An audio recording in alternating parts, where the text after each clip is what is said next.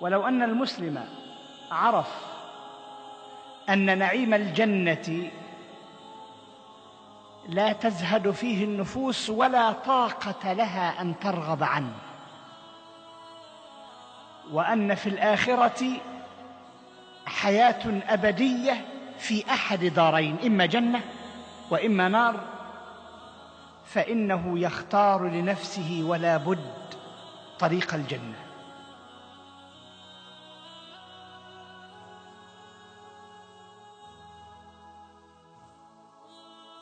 ثم لو أن المسلم علم أن رب العزة يفرج عن المتقين فيجعل له من كل هم فرجا ومن كل ضيق مخرجا، لعلم أن نعيم الآخرة متصل بنعيم الدنيا، لكن النعيم في الدنيا نعيم تسعد فيه القلوب وإن شقيت الأبدان.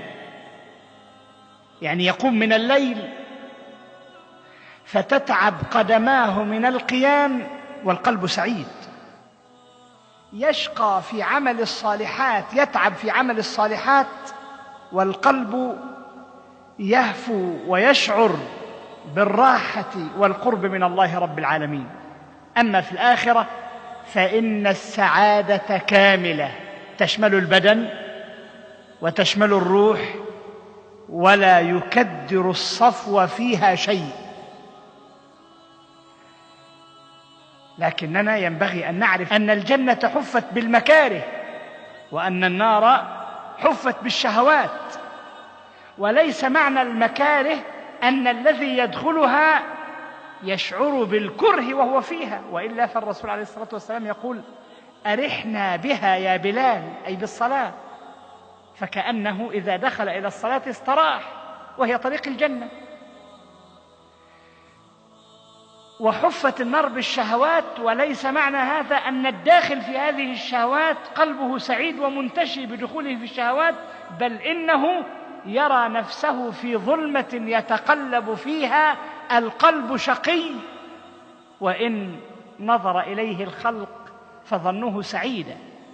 الطريق إلى الجنة رأسه في قول لا إله إلا الله، مع خروجها من القلب. من قال لا إله إلا الله مطمئنا بها قلبه دخل الجنة. ومن الطريق إلى الجنة محبة رسول الله المفضية إلى الاقتداء بسنته والتخلق بخلقه. ومن الطريق إلى الجنة محبة أهل الصلاح والتقى، لقول النبي صلى الله عليه وسلم: أنت مع من أحببت.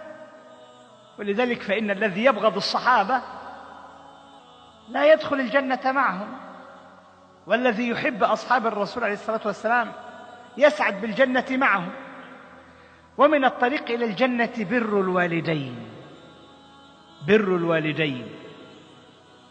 وإن الزوجة إذا أعانت زوجها على بر والديه والإحسان إلى أمه وأبيه فقد أحسنت إليه في أرجى أمر عنده. من أحاديث النبي صلى الله عليه وسلم ذكر طرقا إلى الجنة 3.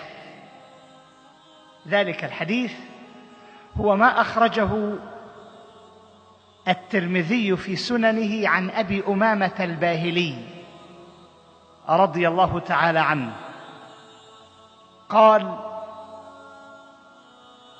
أنا زعيم ببيت في ربض الجنة لمن ترك المراء وإن كان محقا، وببيت في وسط الجنة لمن ترك الكذب وإن كان مازحا، وببيت في أعلى الجنة لمن حسن خلقه.